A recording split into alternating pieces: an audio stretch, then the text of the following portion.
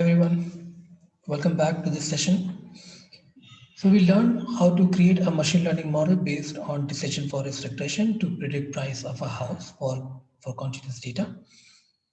Now, as we see that we have certain accuracy of this particular model that we have built, but let us check if we can improve the accuracy before we go ahead and deploy this machine learning model.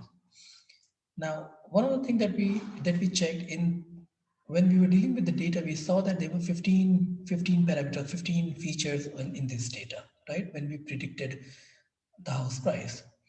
What if we can reduce some of the features in case if it can improve the accuracy of the model? Now to do that, let us make certain changes in our machine learning model that we have already built. Let me create a copy and I will name that as to our second ML model. Now, as I pointed out, we had too many features in the starting. Let us reduce the number of features, but we need to take a statistical approach. When we build this machine learning model, what we did, we removed 2, 3 parameters which we could easily make out that it was not helpful or it was not beneficial for the model. We removed that, but we did not take a scientific approach.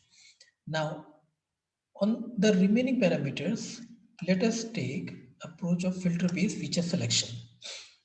Now, I need to create some space for this. Let me delete this connection and let me make it a little more. I think that will look better. Let me create a connection like this and let me connect this. For feature-based selection, let this be Pearson correlation. Column selector. Okay, I need to run it. Let's run selected only.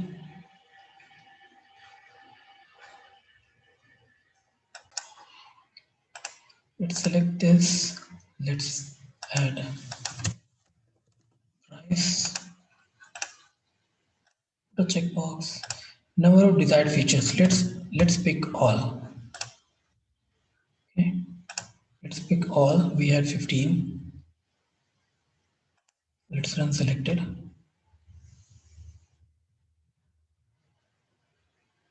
Take a while. You see as and when it is getting completed, we have a check mark. It's running this. Now it is completed. So what we have to do is, as we added this module of filter-based feature selection, let's go to its second button and go to visualize second output. And we see that we have all the parameters over here and it gives us the correlation with respect to price. Now, I don't want to get into the detail of statistics, but anything below 30% seems to not have any kind of good relation with price. So why should we have that in our model? So what we can do is let's take account of all the parameters which are uh, relevant and let's only include them. 1, 2, 3, 4, 5, 6, 7, 8. So we'll include in only 8 parameters.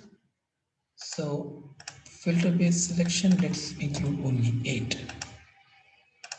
Now, as we have only 8, let me run it all once for. It will take a while. Now it has finished running. Now this is our second model, and let's go ahead and visualize the data. Okay, mean absolute error is. Let me copy this, and I have this Excel where mean absolute error. Second model we have 21. Earlier it was some 17 something, right? And relative squared error is, and relative absolute error. Just bear with me. Let's take a note. This is 0.45, this is 0.29. 0.45, 0.29. Now let me cross this. Relative squared error is 0.29. Cross this. Let me save. It says saving. Done. Let me go to experiments. Let's open the first one. And let's visualize this. I need to run this before I visualize unselected.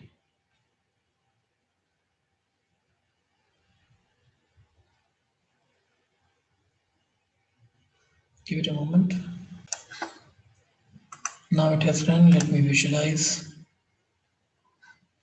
So model 1 says 17289.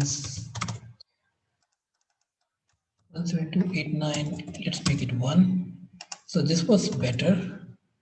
And relative absolute error was 0.36 and square error was 0.21. So of course this model is a better model. Now let us do one thing. Let us create a third model. But I will not be doing it in this session. I'll see you in the next session. All right, guys. Hope you enjoyed. If you want to review, you can just take a look. We added the data. We selected the column. We changed the data character from string to categorical. Then we cleaned the missing data. Then we cleaned the entire rows for certain parameters which did not have, which had too many missing data. Then we split the data into 70-30. Then we use decision forest regression algorithm to train our model on 70% data. Then we score the model using our test data. And then we did the evaluation. In the second model, what we did, after cleaning the data completely, we did a filter-based feature selection. And we saw that if we remove a couple of features from our entire model, the accuracy has slightly reduced. Correct? Okay. In the next session, we'll create another model. Actually, we will refine this model. The third model we will create to predict price. Thank you so much. Hope you enjoyed. Bye-bye.